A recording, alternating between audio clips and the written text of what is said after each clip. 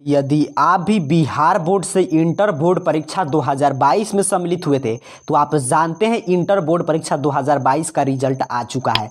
ऐसे में काफ़ी छात्र छात्राएं ऐसे हैं जो अपने रिजल्ट से असंतुष्ट हैं, अर्थात कि जिनको ये लग रहा है कि मैंने तो इस विषय में ज़्यादा लिखा था लेकिन मुझे बिल्कुल कम अंक दिया है बिहार बोर्ड। और उसके साथ साथ दूसरे कैटेगरी में कुछ छात्र छात्राएँ ऐसे हैं जो किसी कारणवश किसी विषय में फेल कर गए हैं। तो अब आप दोनों के पास क्या रास्ता है, आपको स्क्रूटनी अर्थात कि चैलेंज करना चाहिए कि नहीं। अगर आप चैलेंज करते हैं तो कितना अंक घट या बढ़ सकता है, अगर आप फेल कर गए हैं तो आपका एग्जाम कब होगा। इन सभी प्रश्नों का जवाब आपको बिल्कुल विस्तार से इस वीडियो में मिलेगा। तो अगर आप भी स्क्रूटनी करना चाहते हैं या कंपार्टमेंटल सह विशेष परीक्षा में भाग लेना चाहते हैं तो इस पूरे वीडियो को ध्यान से समझिएगा। चलिए बात करते हैं पहले स्क्रूटनी को लेकर। तो देखिए स्क्रूटनी जो होता है उसको सामान्य भाषा में हम लोग चैलेंज करना बोलते हैं। स्क्रूटनी जो लोग कहते हैं हम चैलेंज किए, अर्थात कि स्क्रूटनी आप करा रहे हैं, फिर से उसको रिकाउंट करा रहे हैं कि हमारा अंक तो कहीं गलती से कुछ पृष्ठ का अंक छूट तो नहीं गया है, कि मैंने ज्यादा लिखा था मुझे कम अंक मिला है। तो देखिए स्क्रूटनी वही छात्र छात्राएं करा सकते हैं जिनको लग रहा है, ऐसे तो कोई भी स्क्रूटनी के लिए ऑनलाइन अप्लाई कर सकता है, उसके लिए कोई क्राइटेरिया नहीं है।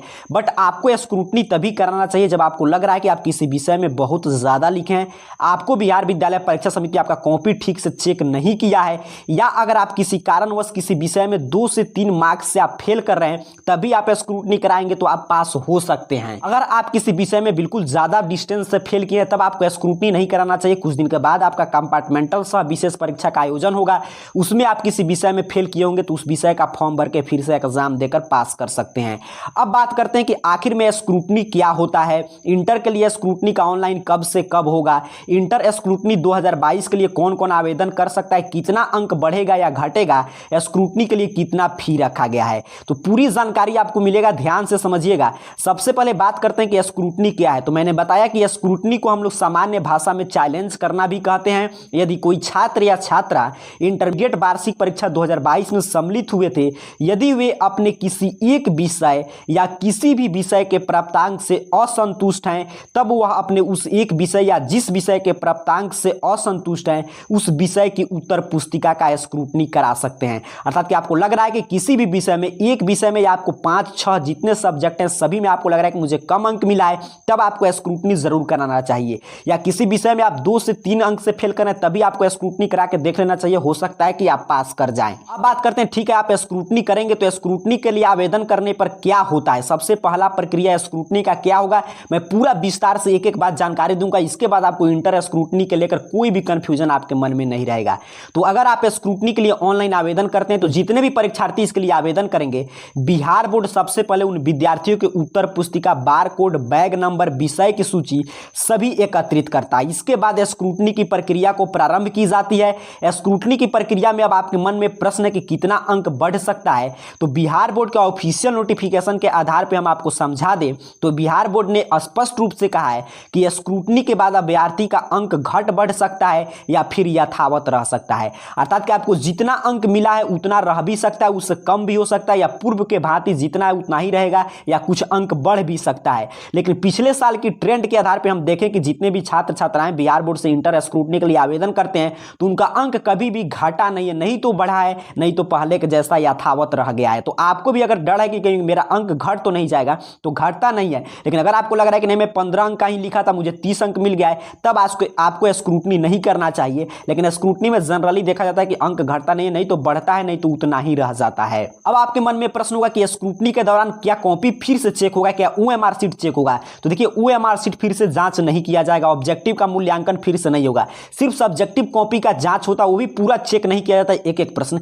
यहां पे देखिए बिहार बोर्ड ने ऑफिशियली यह जानकारी दिया है कि अगर आप स्क्रूटनी के लिए आवेदन करते हैं तो स्क्रूटनी में किसी भी हाल में पुनर्मूल्यांकन नहीं होगा, अर्थात कॉपी फिर से जांच नहीं किया जाएगा। तब क्या होगा सर स्क्रूटनी में, तो स्क्रूटनी के दौरान यदि अंदर के पेज के अंक मुख्य पेज पर अंकित नहीं होगा तो उसमें सुधार किया जाएगा। इसके साथ जो अंक परीक्षार्थी को मिले हैं उन्हें जोड़ने में कोई गलती हुई हो तो उसमें सुधार किया जाएगा।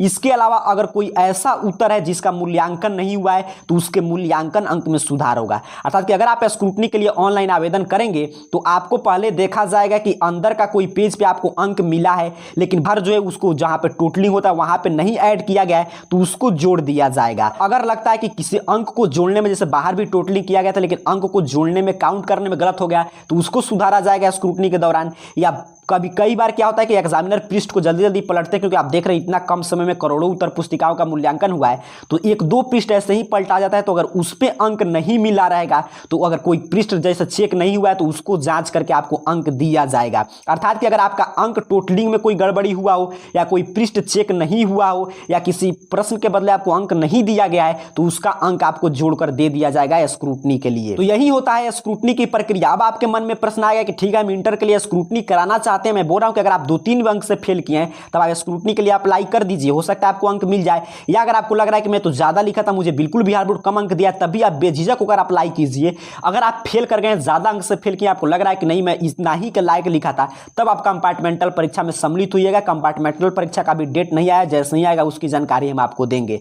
अब चलिए बात करते हैं कि इंटर स्क्रूटनी 2022 के लिए ऑनलाइन आवेदन कब से शुरू होगा, कैसे आपको ऑनलाइन आवेदन करना है, कितना फी रखा गया है। तो इंटर स्क्रूटनी कराने से पहले इसके बारे में आप एक एक जानकारी जरूर एकत्रित कर लीजिएगा। आपको पूरे जानकारी और कैसे आप अप्लाई करेंगे, कब तक डेट है, कितना फी है, और डायरेक्ट लिंक के लिए आपको अपने मोबाइल का कोई भी ब्राउजर ओपन कीजिए और गूगल सर्च बॉक्स मिल जाएगा, इसमें आइए और इस चैनल का नाम ऐसे AR कैरियर पॉइंट आपको टाइप करके सर्च करना है।